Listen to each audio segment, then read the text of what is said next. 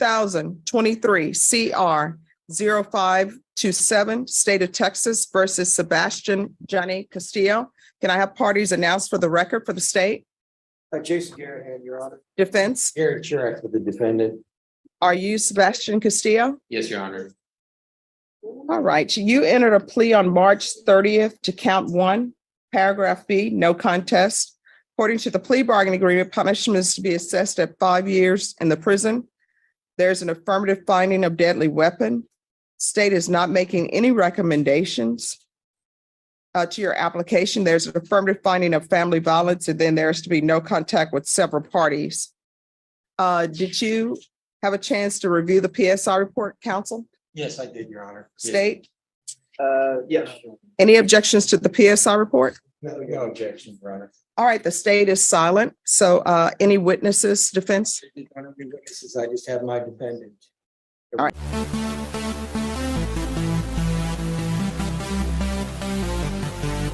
Do you wish to call him? Yes, ma'am. All right, can you raise your right hand for me? Do you solemnly swear or affirm the testimony you give will be the truth and nothing but the truth, so help you God? Yes, Your Honor. You can lower your hand, state your name for the record. Sebastian Johnny Castillo. Defense? Mr. Castillo, do you want a statement you want to make to the court? I just like to say I'm sorry to my mom, my brothers and sisters. How old were you when this happened? I was 17. Okay, were there some family dynamics going on in this situation with your step parents and your siblings? Yes, sir. What was exactly going on? You recall? I was being beaten and I got kicked out. I'm sorry, you were being what? Beaten. No further questions. All right, who are you saying was beating you? My stepfather. And where's the proof of this? Just his, were any police reports made on this? No. Well, did he tell the school? You tell the school you were getting beaten? I was kicked out and they went to withdraw me at the school and the cop was there. And whenever they were taking me back home, they kicked me out and I was out for 3 days. No, my question still has not been answered. So he's saying that his stepfather was beating him at the home. Mhm. So did he ever report it to the school? That's either yes or no. All right. So where's the proof? Because what I have is I have him going to a home. I have him where they say that he threatened to shoot up the school. That's why the mother called. And then I have him going back to the home and they're saying that he pointed a gun on them. Judge, I'm saying here that I think what led to this was they, for some reason, the step parents wanted him out of the situation. He denies that he ever made a threat to shoot up the school. He says that was a false threat. I think they just wanted him out of the house. When this happened, you were actually living with your grandparents. Is that correct? Yes, sir. And if you get probation, that's who you would live with? Sir. And when this happened, you were what, 17? Yes, sir. And do you do any alcohol or drugs? No, sir. Now, according to the police report, it says S1 and S2. S1 grabbed a handsaw and you're S1. It says S1 grabbed a handsaw and attempted to saw through the lock to the gun safe. S1 then found a grinder and cut through the lock. S1 and S2 grabbed multiple guns from the safe and gathered them together. The cousins who went with S1 were waiting outside the laundry room with guns in their hands. S1 and S2 also gathered other listed items as well. Victim 3, 4, and 5 were all sitting in the living room sofa. Victim 3 said that S1 and S2 went into the living room and kitchen and had some of the guns pointing at them. S1 told victim 3 to shut the F up or he will shoot them. S1 and S2, along with S1's cousins, left the location with all the items he took. Once they left the location, V3, which is victim, locked the doors. Victim 2 arrived shortly after and called out to victim 3 to open the door. That was when victim 3 told victim 2 what happened. Victim 2 then called victim 1, who called the police to make a report.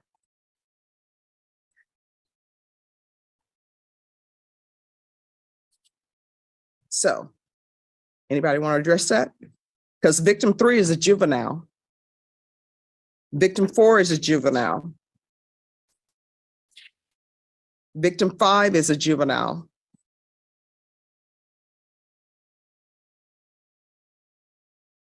So, You're shaking your head. No, none of are you that saying you happened. didn't take these items? No, ma'am.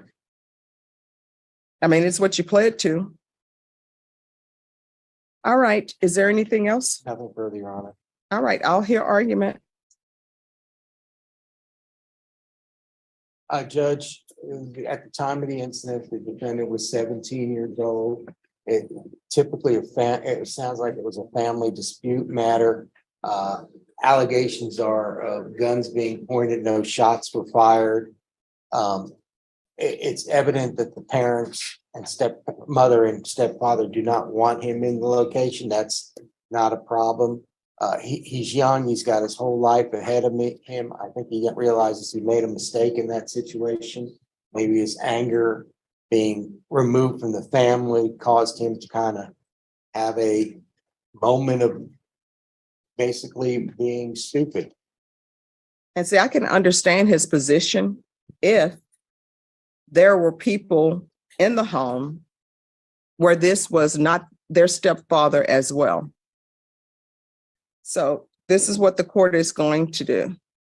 Court is going to find you guilty, sentence you to 5 years in prison, give you credit for any time served. There's an affirmative finding of deadly weapon, an affirmative finding of family violence. There's to be no contact with victim. With regards to the restitution amount, the court does not, they're asking for $45,000 in restitution. The court has nothing before it to suggest that restitution should be $45,000, and no information on restitution has been presented to the court. So the court is not ordering restitution.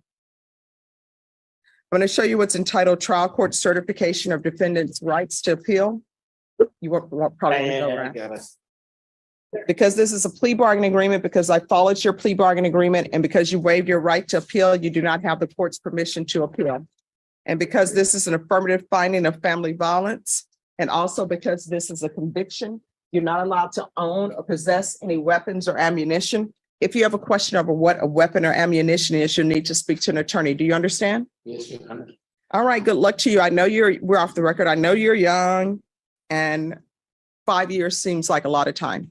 Yes. Time does go by quickly, but you need to start bettering yourself. If there is some type of mental health issue going on, or some other issue that you have, drug issue, or some type of trauma that you've suffered, you can ask for help and they will give it to you. Do you understand? Yes, Your Honor. All right, good luck to you. 5795, State of Texas versus John Leo Closa. Can I have parties announced for the record for the state? Travis Banks of the state of Texas. Defense? Idella Silver for the defense. Are you John Leo Closa? Yes, ma'am, I am. Going to show you what's entitled Motion to Enter Adjudication of Guilt and Revoke Community Supervision. Did you review that with your attorney? Yes, Did you understand it? Yes, I did, ma'am. Are you the same John Leo Closa who was placed on deferred adjudication in 2021 CR 5795 for the offense of assault of a pregnant person on August 31st, 2021 for a term of 5 years? Is that you? Yes, ma'am. All right, state. Violated condition number 7, on or about the 30th day of April 2023 in Wilson County, Texas. The defendant, John Leo Closa, departed Bexar County without the written permission of the court and or the supervision officer in violation of condition number 7. How do you plead to that? True or not true? True, ma'am. The state will waive and abandon the other allegations. Any objection? No objection, Your Honor. Did you understand by pleading true to violation of condition number 7, the court could find it true, find you guilty, sentence you up to 10 years in prison and up to a $10,000 fine? Yes. Knowing that, do you still wish to plead true to violation of condition number 7? Yes. Court will find violation of condition number 7 true. Is there an agreement? Yes, Your Honor, the agreement, should the court follow it, is to deny the motion and to alter and amend the conditions to add hostility and aggression management course and the family violence impact panel. And those, with those additional conditions, that is. All right, why are we needing hostility management and anger course and family violence impact panel when he was supposed to be doing the BIPP course? He has finished the BIPP course. It was finished last year. Yes, and then there's a new allegation of a new number one in Wilson County. It is still pending. So why should I continue him on probation? I don't understand. He leaves the county without permission. I'm not even going to consider the fact that there is a pending case in Wilson County because you all didn't go on that. But I do have the state and you all agreeing to hostility management course and the family violence impact panel live. So I'm trying to figure out why shouldn't I not just send him to prison? Well, he has completed many of the things that he had to complete, and he's only 2 years in, so he has 3 more years to go on his probation. Why is he leaving the county without permission? It was 25 minutes from his home. I mean, technically it still is out of the county, but it's 24 hours, 25 minutes from his home for a family function with his family. State? You're right. I think in the hostility and aggression management course, they do teach some different skills than you learn in the matters intervention course. And I think that maybe with these new skills, they could serve the defendant well and that he could complete the rest of his probation successfully. All right, this is what the court will do. Is there anything you wish to say, sir? Ma'am, I apologize for my actions and I won't mess up again. If you please can give me this opportunity to prove to you that I can do better, I will, ma'am.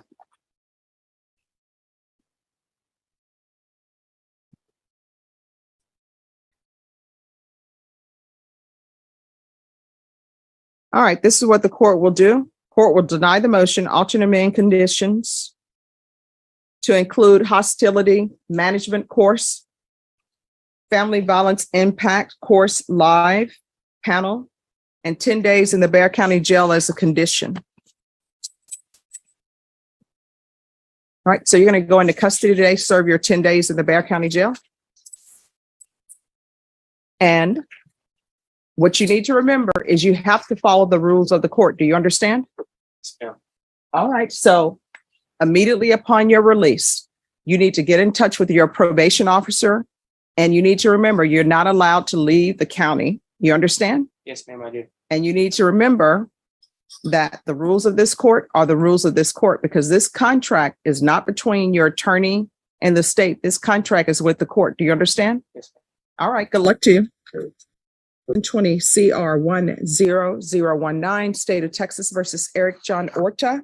Can I have parties announced for the record for the state? Ruben Herrera for the state. Eddie Garcia for Mr. Orta, Your Honor. And are you Mr. Orta? Yes, ma'am.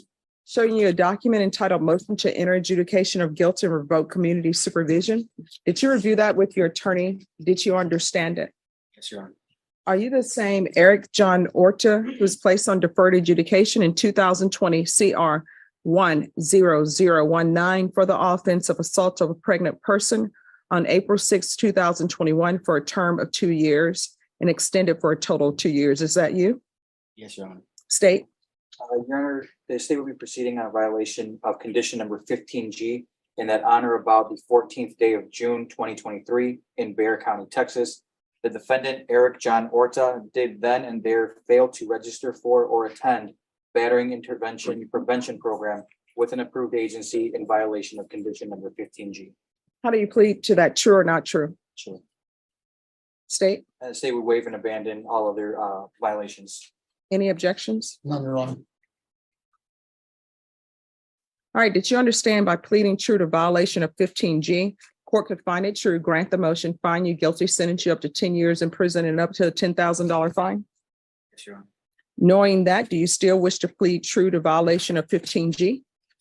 And do you understand that any agreement that you have come to with the state, the court does not have to follow that agreement? Do you understand that? Yes, Your Honor. And knowing that, you still wish to plead true to 15G? Yes, Your Honor. Court will find 15G true. What is the recommendation from parties? Your Honor, the proposed recommendation would be for the court to enter an adjudication of guilt and sentenced the defendant to 2 years in the prison. All right, is that the agreement? Yes, it is, Your Honor. Why should I sentence him to 2 years? Your Honor, the agreement would take into consideration the two new number ones that were alleged. Counsel did tender an affidavit of non-prosecution from the complaining witness today. The complaining witness in the assault family second is the same complaining witness on this on the underlying charge in this MTR, Your Honor. And she was uncooperative at the time that the underlying case was resolved as well. And more specifically, Judge, she said that she lied about it. Handed an affidavit this morning that she sent to my client's mother, handed it to Mr. Herrera, and she reviewed it. So. What has he done on probation? Well, he's completed several, well, I let probation speak about. Okay. Your Honor, it appears he was in drug court and he finished that. Other than that, I don't have any other completion. There were several failure to submit on his drug tests. He did not complete the BIPP course. He says he completed lifetime recovery. I don't know if you have any. An outpatient program. Mhm. See, I don't know, did felony drug court accept him? Let me double check. Because I do see where he was sent to lifetime recovery.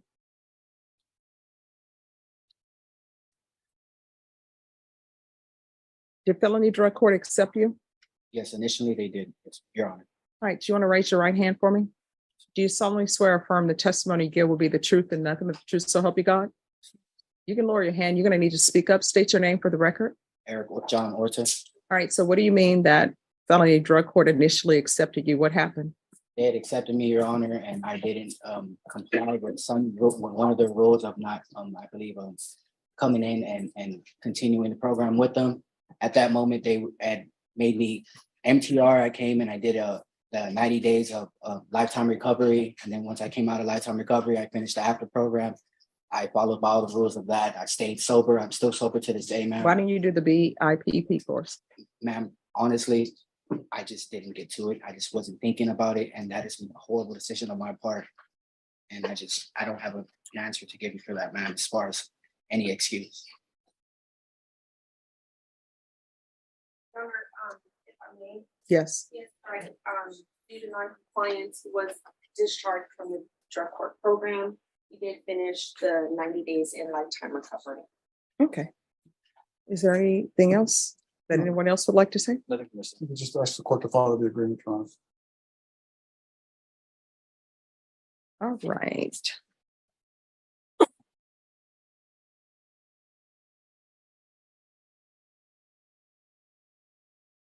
The court is going to grant the motion. The court is going to find you guilty. Not grant you community supervision. There's an affirmative finding of family violence. The court will sentence you to 4 years in the prison. Give you credit for any time served. There's to be no contact with Jessica Nava, N-A-V-A, and states you're dismissing the assault family second and the criminal mischief charges. Correct, Your Honor. All right, the court will take in consideration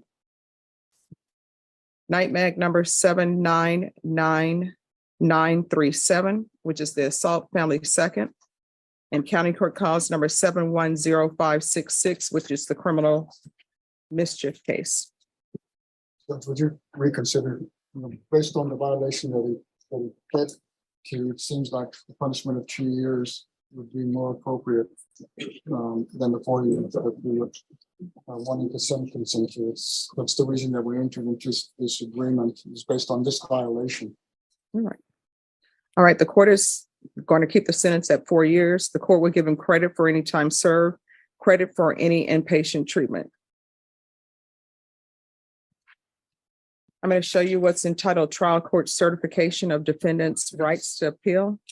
Did you review that with your attorney? Did you understand it and did you sign it? Yes, Your Honor. All right, you have a limited right to appeal. That right to appeal is as it relates in the allegations in the motion, counsel. That's that. The limited right to appeal is as it relates to the allegations in the motion, not the fact that you are on deferred adjudication. Do you understand? Yes, Your Honor. All right, good luck to you. In this Texas courtroom, 3 very different lives converged on the scales of justice. Sebastian Johnny Castillo, just 17 at the time of his offense, stood accused of breaking into a family home, seizing weapons, and pointing them at relatives. His defense spoke of abuse and broken family ties, while the state presented a narrative of stolen arms and threats. The judge weighed it all, and despite his youth, sentenced Castillo to 5 years in prison, affirming both a deadly weapon finding and family violence. A punishment that underscored the danger posed, while still carrying the faint hope of rehabilitation. The docket then turned to John Leo Closa, already on deferred adjudication for assaulting a pregnant person. His violation? Leaving the county without permission. Though seemingly small, such breaches strike at the very core of probation, trust and accountability. The court could have revoked his freedom entirely. Instead, with caution and pressure from both sides, the judge chose a tempered path, denying revocation, but tightening the reins with new courses, a family violence impact panel, and 10 days in jail. A warning, not a reprieve. Finally, John Orta faced the bench. Like Closa, he had once been granted leniency on deferred adjudication for assaulting a pregnant woman. But this time, he admitted to failing his intervention program, and the court had seen enough. Despite pleas for a lighter sentence, the judge ruled firmly, 4 years in prison with an affirmative finding of family violence. His repeated failures to comply left little room for compromise, and the ruling carried a sobering message, that deferred mercy can be revoked when squandered. Taken together, these cases paint a stark picture of the criminal justice system's delicate balance. They remind us that the courtroom is not only about punishment, it is also about second chances, about the weight of promises made and broken, and about the lasting consequences of violence within families. Youth, excuses, or regret may soften the edges, but in the end, the law demands accountability. So the question lingers, were these sentences just? Was Castillo's 5-year term a necessary safeguard, or could probation have fostered growth? Was Closa fairly spared prison, or merely given one last chance before inevitable failure?